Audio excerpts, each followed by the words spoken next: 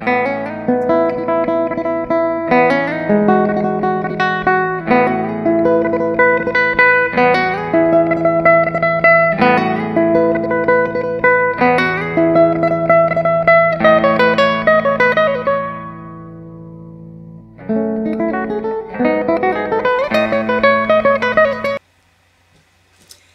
there lovelies, it's Sarah Leonard here from acatlikecuriosity.com.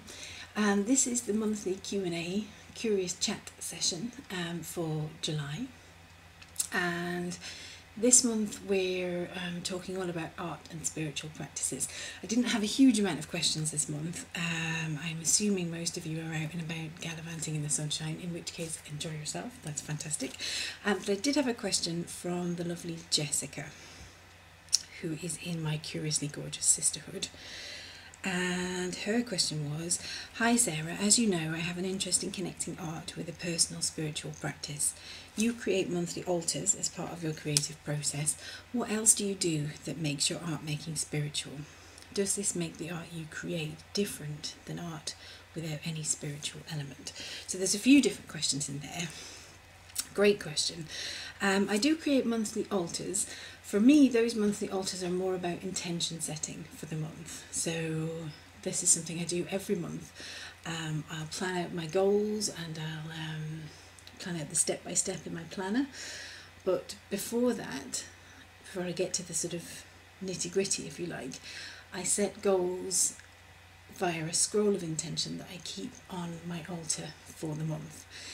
Those goals and intentions are usually set based on the theme of the month. So for example, in July, the theme of the month is all about personal spiritual harvest and honouring the seeds of our ancestors, and that's based on the moon phases as we go through the year. So each month has a different moon phase, and therefore a different focus. So those intentions that I set on my altar are a little bit separate really from the day-to-day. The day-to-day things I tend to set within my planner. Sometimes I do create an altar or even just burn some incense or light a candle at the beginning of a piece of artwork, just to help me focus and calm down and sort of leave all the other of life's distractions at the door before I actually sit down to start painting. I think other things that you can do in order to make your art more spiritual, that's part of the question, what else do you do that makes your art making spiritual? Other things that you can do is you can look for meanings. So in some of the courses that I create, I use oracle cards to help me do that.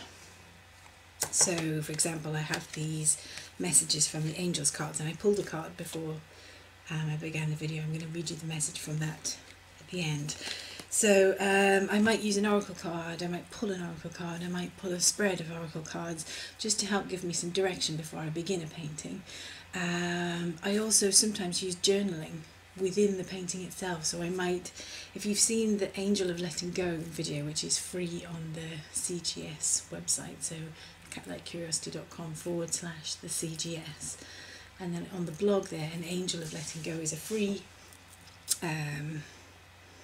art tutorial that I actually created for Jessica. And within that video you'll see that I journal out some things that I want to let go of, and then I actually collage then over the top of those journalings. So that, to me, that makes that more a part of a spiritual sort of process in creating artwork.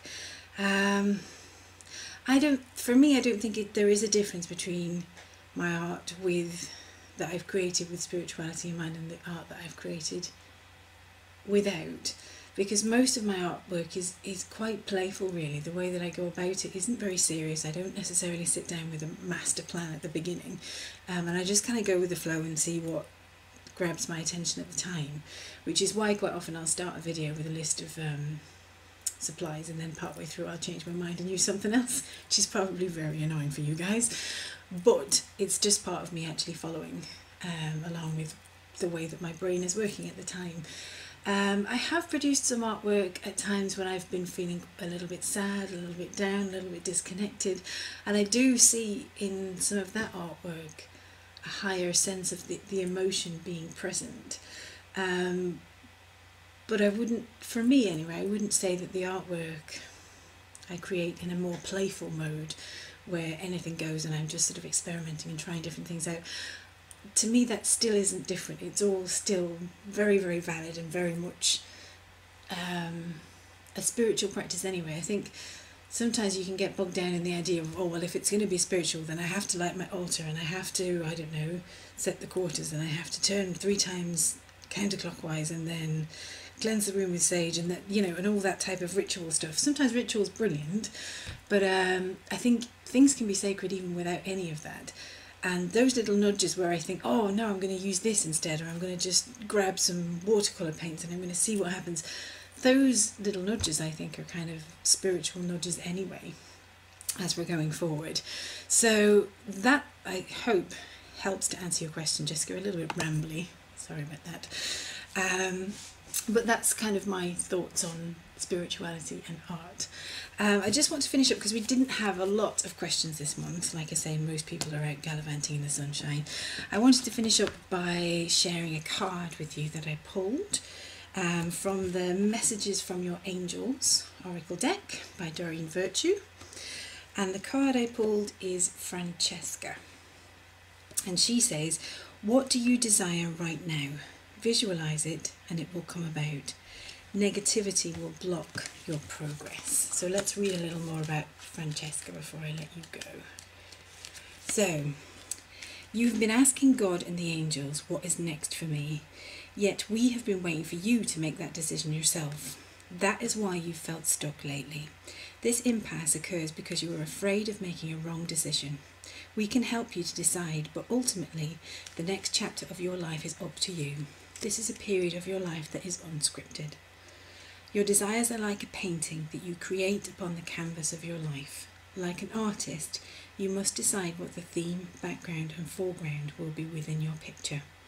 Take some time out to meditate, pray upon and contemplate this important decision. Be creative and maintain standards for yourself. But remember, if you don't make a decision, that's the same thing as deciding that everything shall remain the same.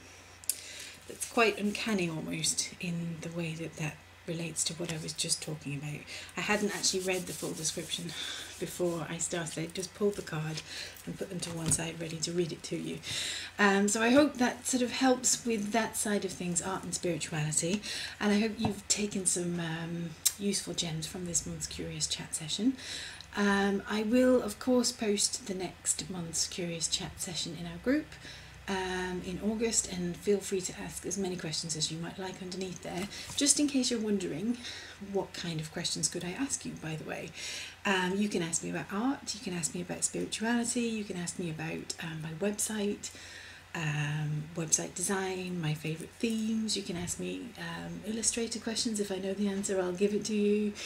Anything related to art, creativity, websites, magic in general, all questions are fine. If I don't know the answer, I'll just be honest and say I don't know it. But feel free to ask away your questions. You'll be able to post them in the comments there underneath the Curious Chat session picture. Thanks so much. I hope it was helpful for you.